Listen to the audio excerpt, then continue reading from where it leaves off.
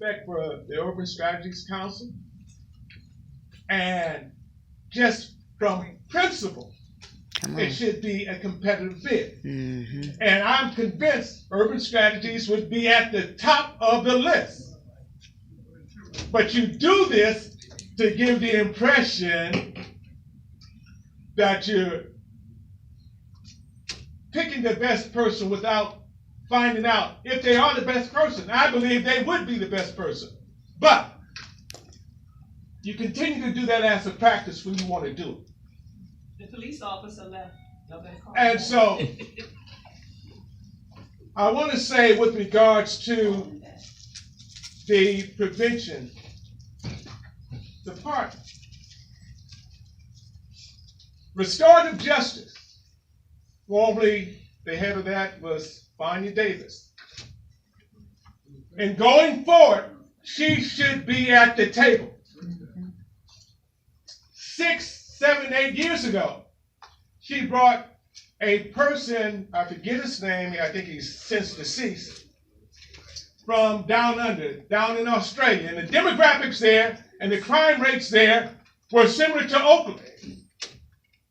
They reduced crime by 70%. The house was packed at Preservation Park.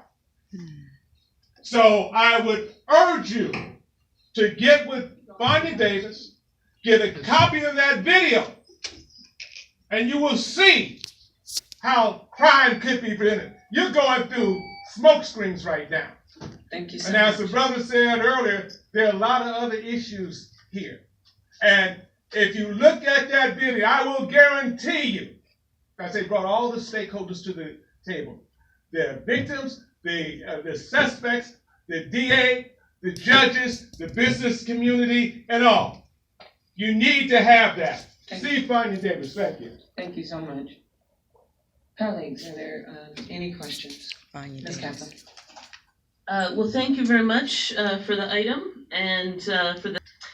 I do actually agree that Vanya Davis is brilliant and a great resource, and I certainly hope that suggestion will be taken. I think part of the point of hiring someone is to have someone to do that work, but I do think that that was a good suggestion and hope it would be noted. I just wanted to share a couple of thoughts. Obviously, today we're not deciding a final program or department. We're bringing someone in to help with that. But as we do that work, some of the things I hope we'll think about in terms of systemic violence prevention.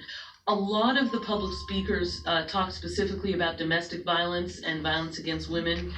And one of the things that we've seen in data from other cities is that where a police department is dramatically underrepresented in women in the department, that it tends to be less effective at dealing with issues of domestic violence and violence against women. And so I hope that we will be looking at that as well, not just what a civilian staff department can do, which is really important, but also how to make systemic changes in the things that we already do fund as well, and that recruiting more women is obviously not by itself going to solve all the problems, but